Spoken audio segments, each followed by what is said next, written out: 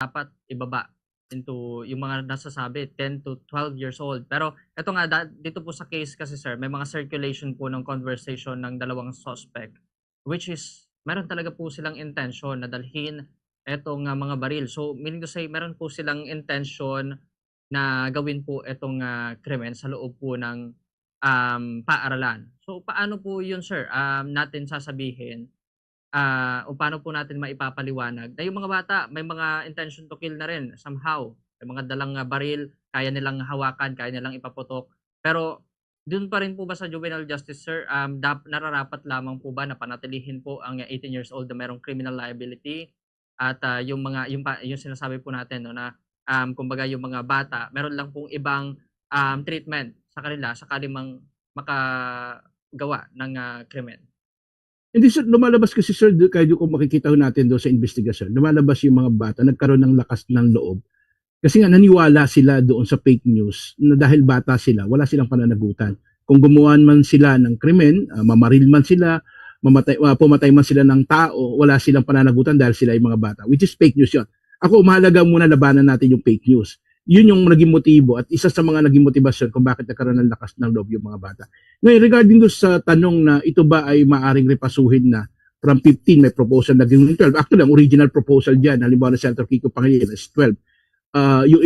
Nagkaroon lang ng tinatawag nating compromise doon sa Senado at sa House na gawin itong 15 kasi may mga proposal na gawin itong 18. Pero kapag ibinababa natin, sir, ano ang assurance na hindi nagagawa at matatakot na yung mga bata doon sa paggawa ng krimen? Kasi sir, kung titingnan ninyo, batay sa mga pag-aaral, hindi walang ganun eh. Kasi ibaba man natin ito, ang tanong ngayon ng dulo ay matatakot ba yung bata na gumawa ng krimen? Sa totoo, walang ganung klaseng pag-aaral. Kasi parang sinisimple lang sinasabi yan, sir. Parang sinasabi natin, pabigatin natin yung parusa, babaan natin yung mga bata na pwedeng ma-involve. Therefore, ang automatic, magiging deterrent ito sa paggawa ng krimen.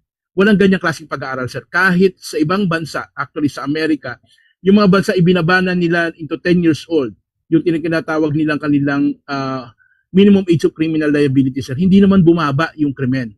Ang pangamba ko nga ngayon yan, sir, dahil nga may na-involve na 14 years old ngayon, at talaga namang nakakagalit yung sitwasyon, at nakakagalit na sa kabila ng lahat ng ito, ay para bang yung bata, sabi ng mga iba, ay parang hindi mapapanagot. So gagawin na lang ba nating 12? Paano kapag may na-involve na 11? Gagawin nating 10? Pag na-involve na may 9 years old, gagawin natin pababa. Hanggang saan yung dulo ng lahat ng ito? Kaya ako sa pinakamahalaga sa akin, ugatin yung problema.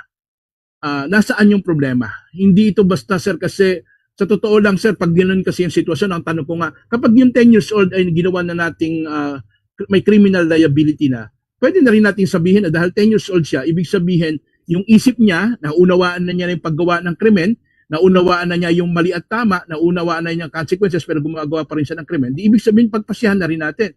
Bigyan na rin natin yung 10 years old ng karapatan na mag-asawa kaagad. Kasi, anyway, may sapat na isip naman na siya, kumuha ng lisensya magmaneho. So ano ba ibig sabihin ng lahat ng ito? Sir, sa dulo kasi malinaw naman yung konsepto ng Juvenile Justice Welfare Act. Bakit 15 years old yung inilaga? Kasi tingin niya, sa totoo lang, sir, yung mismong pag-unlad ng kaisipan ng bata, actually ng bawat individual, yung kanyang discernment actually nadidevelop sa kanyang mid-20s, which is 25 years old. Compromise na nga ito, sir, kasi lumalabas na yung bata talaga sa bate sa estado, pagdating ho ng 15 years old, hindi talaga nakakaunawa pa.